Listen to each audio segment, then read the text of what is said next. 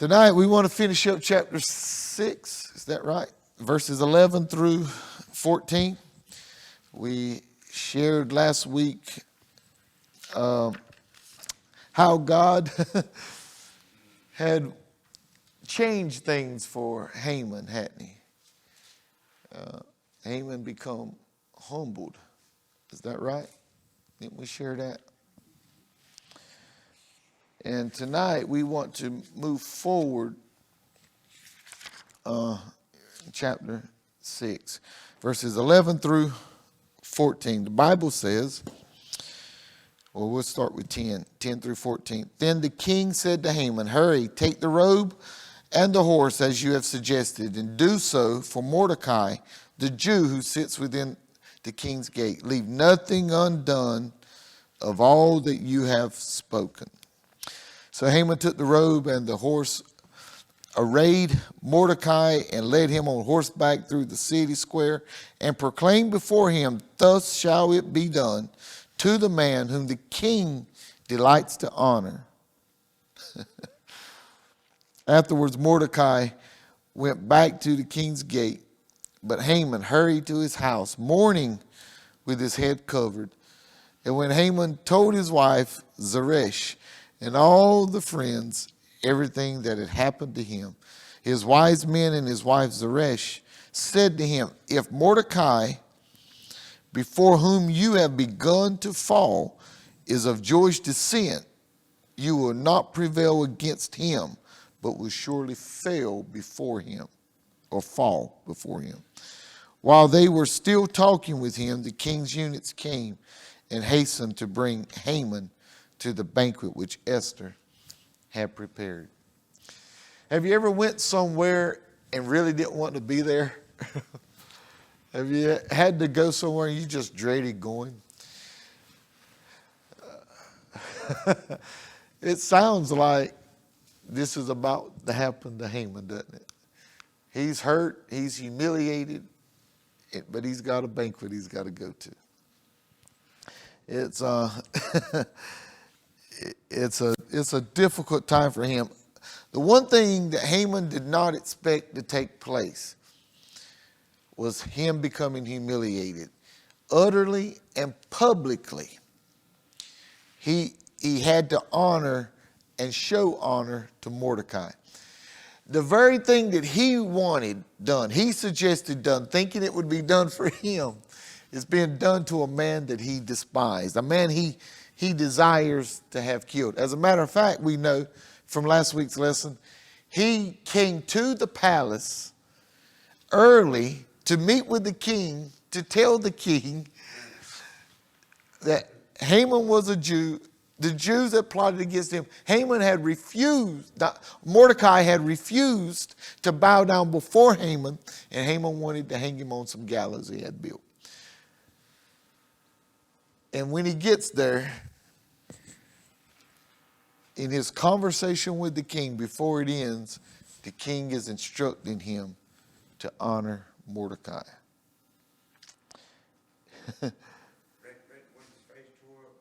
Ooh. Mm.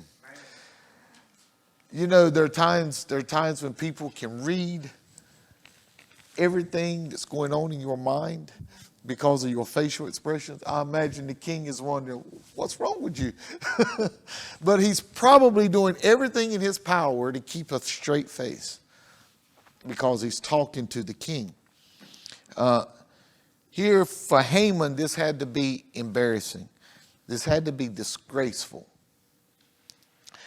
And his experience clearly shows us something. It shows us that God humbles the prideful, and he exalts the humble.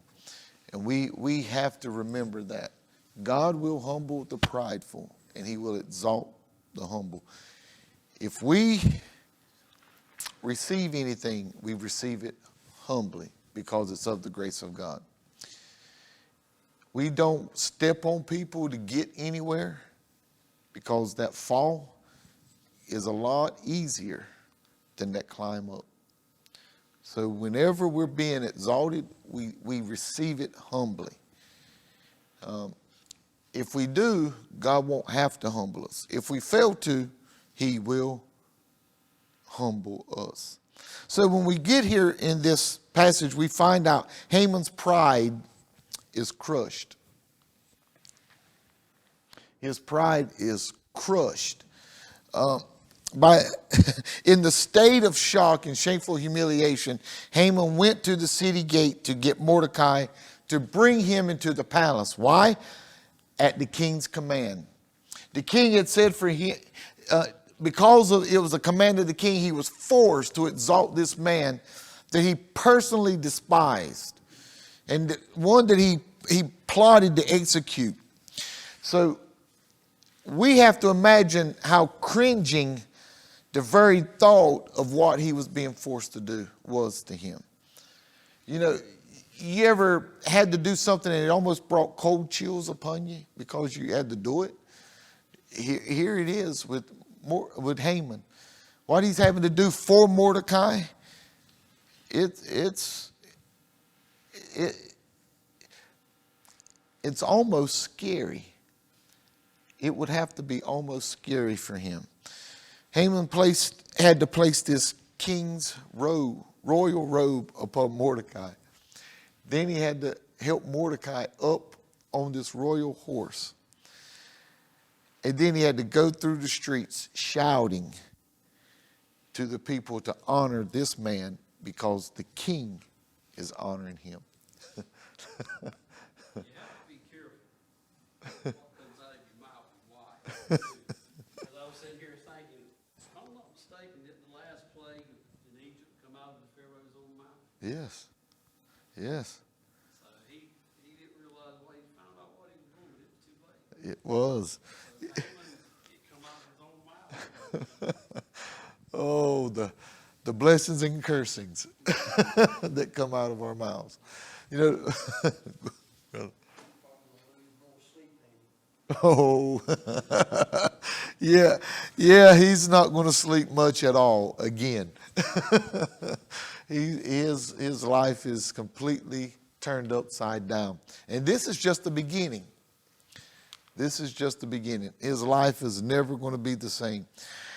Now, what added to Haman's pride being crushed was the fact that his friends and his royal officials knew the bitter hatred that he had for Mordecai. So as he's parading Mordecai around, those that knew him, they're wondering, what's he doing? Why is he doing this? But when he's shouting that this is the king's order, that the king is going to honor him, you know, they're probably saying exactly what Brother Kip said. He ought to have watched his mouth. He ought to be careful what he said. You know, friends have a way of turning things to where it's not going to make them look bad. Am I right? I really tell our young people when they're coming to me and we're going to have a session on premarital counseling, I really encourage them. You start having trouble with your husband or wife, don't go to your friend talking about it. Because when you start saying to them that he's not treating you the way you want to be treated, that girlfriend might be thinking in her mind, well, let me see if he'll treat me better than he's treating you. Let me see if I can do something for him. And vice versa. Yeah. Or, you know what they'll do? They'll say, I wouldn't put up with that. And they're putting up with worse in their own home. It's easy to say what you won't put up with to someone else. But when you're living in a home with someone, you're putting up with something. You're putting up with something. You're having to deal with something. Otherwise, you got a husband that won't fuss with you, and it aggravates the life out of that wife, or you got one that'll fuss with you, and it aggravates the life out of that wife. There's something that's going to aggravate each other, and usually what it is what draws you to them. So we've got to be careful what we tell our friends, because when it's all said and done, they're not the ones having to live with it, because they can say, I told you to leave him alone. 6 months later, you're wishing you hadn't left him alone. Well, why'd you listen to me? That was your decision.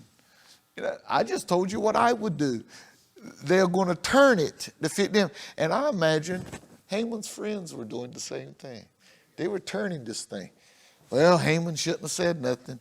While they're egging him on, while he's saying it, now they see the result.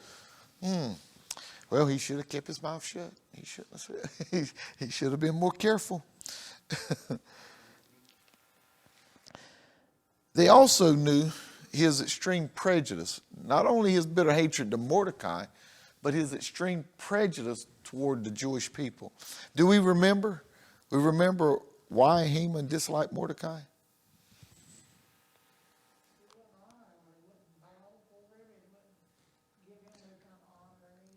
Exactly. You know what helped them to despise him for not doing that? He was a Jew. He was of a different race. And how forgiving are we when our own people humiliate us? But when someone of a different race humiliates us, how forgiving are we to them? If somebody I know does something to me and it costs me, and I know them personally, I might be very forgiving of them. But if someone I don't know, who don't look like me, does something that may not even be as bad, but we hold it against them. Let's go a little further. What if they look like me, but they're of a different belief system?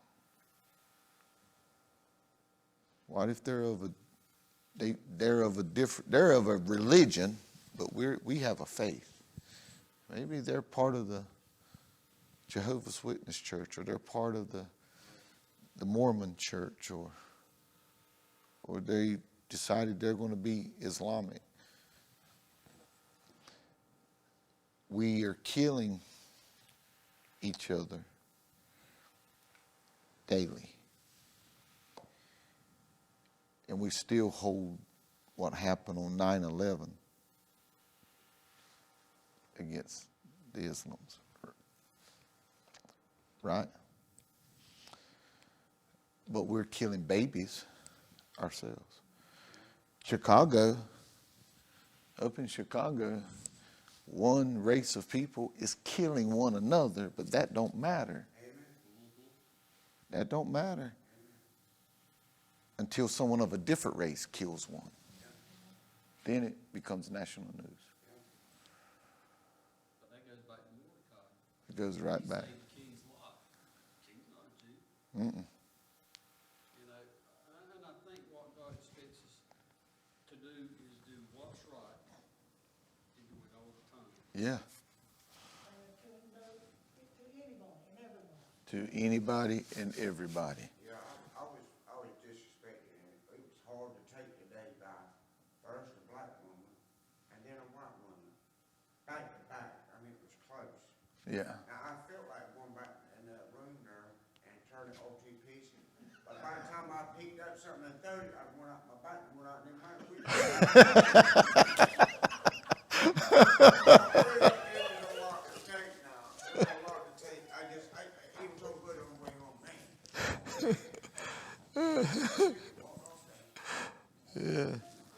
Yeah.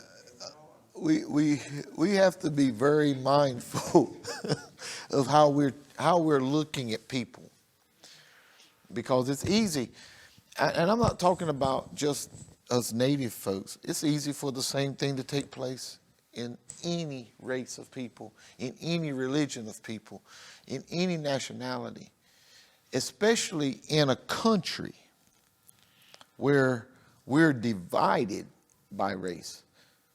Our country is your African American, your Caucasian American, your Native American, your Asian American, your Latino American. You're not just American. You go to Central America and everybody's Latino. or South America. You go to South America, everybody's Latino. But they don't discriminate that by how you look. You're part of who they are. You go to Puerto Rico, and they're as dark as we got them here. They're as bright as we got them here. But they're all Puerto Ricans. It's bad like that, you know. But in our, Jews, all of them hate Jews. yeah, in our country, we divide people. And so by us dividing people, we relate to people, because you can't have a conversation when you're talking about other races without identifying the race you're having a conversation about. You know, do y'all cringe? I mean, I often cringe when you're in a conversation and someone's talking about what a man done, but they have to identify the race of the man in order to tell you the story. Or this woman done this, but they have to tell you what race she is. It's a woman, it's a man. And they ask you, and what race was it? Yeah, they ask you that. So that tells us how far we've still got to go. I'm just glad we're not where we once were, aren't y'all? We've come a long way. We still got a long way to go. And here we see this playing out. This hatred for a people because they look a little different, and because maybe they have a different accent or they talk a little different. This man has a bitter hatred, and the people knew. They knew who he was. They knew how Haman felt toward Mordecai. And they're watching now Haman have to honor this man that he hated. Well, that's a bitter pill to swallow, to honor someone that you hate. That's a bitter pill to swallow. Sometimes it's a needful pill to swallow. So the Bible tells us that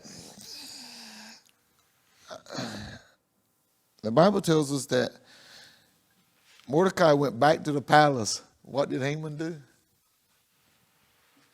He rushed home. As a matter of fact, he covered his head. He didn't want anyone to see him. Oh, we saw you parading that Jew around. We saw you giving honor to that man that you hate. We saw it. You've been talking about Mordecai for the last month, and now we saw you paraded him around. What happened? Yeah. All of this was taking place, but Haman went home with his head ducked, covered up, hoping no one would see him. We have to understand how his spirit was crushed. We have to understand his spirit was crushed. He was at a point to where the embarrassment was greater than what he could bear. So when Haman arrived home, he found all his friends were there. Now, his friends didn't know everything that took place, but they were gathered there to encourage him. They didn't know what had happened. They didn't know what he had to experience. So what does he do? Naturally, he begins to tell them what took place. They thought he'd come home and he had spoken to the king. Mordecai was going to be executed. But then he shared how he was shocked at what took place and how he was disgraced by what he had to do. So what we would expect is they would have gathered around him, patted him on the back. I imagine that's what he wanted, wouldn't you, Brother Curly? You go through the trouble of telling somebody how your feelings were hurt. What do you want them to do? Yeah. Yeah, that's what that's what Haman would have expected, them to just agree with him that he was done wrong. But they didn't. He didn't get the sympathy that he was looking for. Instead,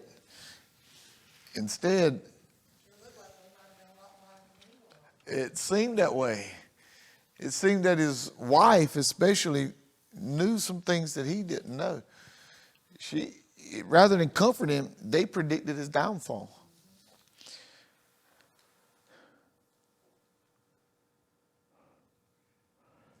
Here, the king so highly honored Mordecai that his family understood, his wife and his friends, they understood that he was running a dangerous game to plot against the Jews. That's immediately what come to their minds. Now, it probably hasn't entered Haman's mind at this point, but it's entered his friends and his wife's mind. This decree he has against the Jews is probably going to cause his downfall. So instead of comforting him, they predict his downfall. They warned him that he would not prevail against Mordecai. If Mordecai's a Jew, you're not going to win this thing. Now, if they knew that, what could he have done? We see what we He want has to so much see. hate in him. We see what we want to see. Yep. We don't want to see it, we never see it. That's one problem we've got, is pride. Yeah. Probably took him a long, It took him a long way down the road and you couldn't get back. Oh, my. Yeah. It's gonna get worse than that, ain't it? Yeah. The thing about it is, a lot of times people like that, they'll not only destroy themselves, they'll destroy everything they love too. Yes, they will. You know, this is a good lesson, just at home right there. The people, countries, I say countries, that's against Israel now, Yes. they just see that. You're not gonna never destroy the Jews. That's not gonna happen. Exactly. They're carries the meaning a little further with all of that's going on here. It meets the eye of Haman's wife and his friends. God stands behind God's people, and because he does, he guarantees that they're going to survive. Y'all remember in 1978, Gloria Gaynor recorded a song, "I Will Survive." You know, that song's all about a breakup. And after the breakup, the girl realizes, you know what? I'm not going to die over this breakup. I'm going to survive. That's what the song's about. But folks, if we're standing with God, we can know that we're going to survive. If we're standing with him, there's no way that we can lose. We can believe that no person, no nation will ever stand opposing God or opposing God's people. And do y'all know how close we are as a nation opposing Israel? When we have elected officials in government angry because of what the president done in support of Israel. We're so far, we've gone so far, we're almost at the point of someone being able to blow their breath and it's be enough to push us over the cliff. If we turn as a country against Israel, I encourage you, step out of your house every morning, gazing up, looking for Jesus to come. I really encourage us to do that. And the ones that don't realize, just like him, they don't realize they might have been Abraham's seed, but they wasn't the chosen one. Exactly. And if they continuing to fight with their brother, is going to be their doom.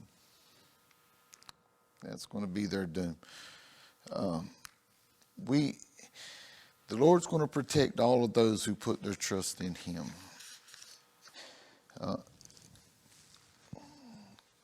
And the Jews are still God's people.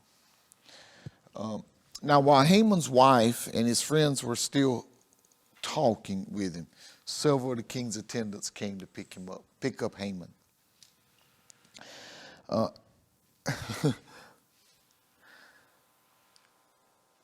Earlier that day, Haman's plans were to enjoy the banquet with a joyful spirit. What he doesn't know is if he would have continued, if events would have happened the way that he wanted them to happen for that day, he would Mordecai would already be dead. Mordecai would be dead, but things didn't happen. He woke up expecting it to be a joyful day. But now he's forced to go to this banquet with a crushed spirit and with fear flooding his heart. Keep in mind, his wife just told him, she's just predicted you're going to fall, buddy. If you're coming against Mordecai, you're going to fall. With all these thoughts in his mind, as well as the disgrace that he suffered, he no doubt had to cringe at the thought of having to attend this banquet. It's a place he didn't want to go. Now, if the king surprised him early in the morning when he had no sleep, what's Haman thinking might happen? Or do you think he's even thinking right now that something worse could happen? You know, we use the term, when it rains, it pours. When your day starts off terrible, doesn't it seem to be the prelude for the rest of that day? It often does. It seems like there's nothing can go right. Everything that's happened today has been wrong. And that's the day that Haman's in, and he doesn't even know it.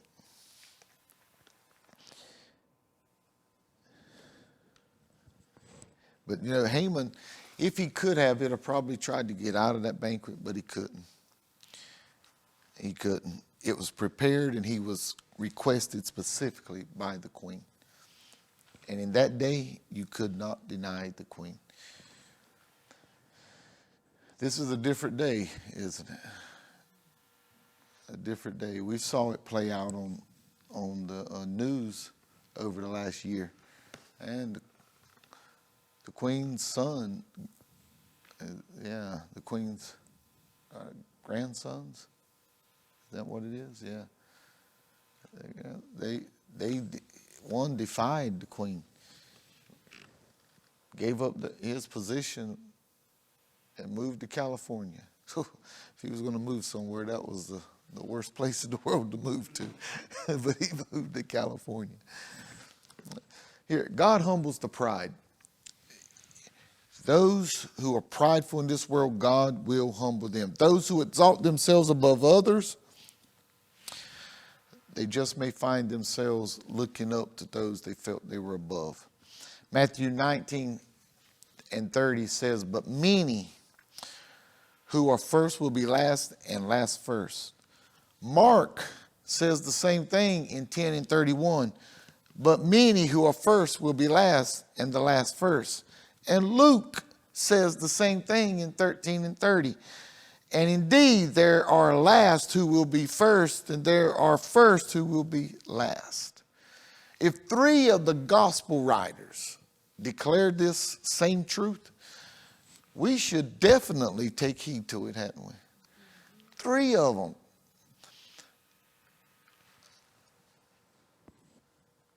We would be foolish to allow our pride to get the better of us and think that we're better than anyone else.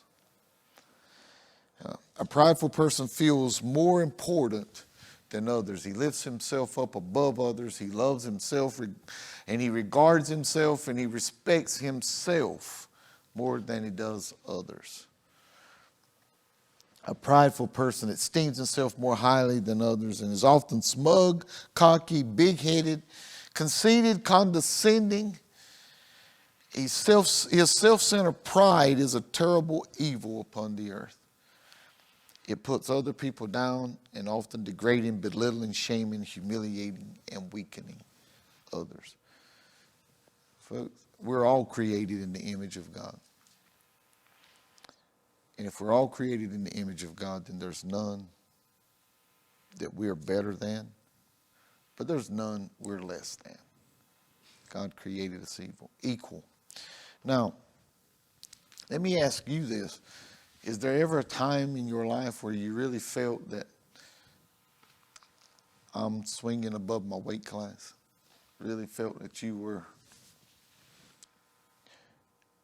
were in a group or with a group, or you were at a place that you weren't going to fit in, that you felt that you weren't quite up to par with this group? Yeah. Yeah, at school. Yeah. I've often looked at myself as being less than. Now, It shocked me when I was in high school, and my mom come one day and said that she was angry. She was angry. Some girl had told her daddy that I walked around like no, the girl told her daddy that I was conceited and arrogant. And Mama was angry. I said, what are you talking about? She said the girl told her daddy you wouldn't even speak to her. I said, Mama, I don't even know who her daddy is, so I definitely don't know who she is. I said, I don't speak to everybody. I walk with my head down. And if I'm with guys that I know, people I know because I played sports, the girlfriends I had, those are the folks I was talking with because I knew them. If I didn't know them, I walk with my head down. Not because of arrogance, but because of insecurities. We've all had to battle insecurities about something. But we can know because of who Christ is and because of the love of God that we are as good as anybody, but we're better than nobody. If we can keep that and we're willing to put others above us, God will honor us. But when we start putting ourselves above others, we will suffer tremendously. God commands us to love one another and not to walk around in a spirit of haughtiness or arrogance toward others. And for this reason, he declares that he will humble the prideful of this world. Matthew 23:12 says, and whoever exalts himself will be humbled, and he who humbles himself will be exalted. And Romans 12:16 says, be of the same mind toward one another. Do not set your mind on high things, but associate with the humble. Do not be wise in your own opinion. If we have to tell somebody, in my humble opinion, it's not a humble opinion. If we tell someone that we are humble, then chances are we're not humble. That's a description that someone else makes of us, that we can't make of ourselves. And if you want anyone to say anything from this place in a day that you're laid before a congregation, you want them to say that they lived a humble life. That doesn't mean you lived in poverty. It doesn't mean that you lived beneath other people. It means that you lived willing to serve. And if we live our lives willing to serve, then God's going to be pleased with us.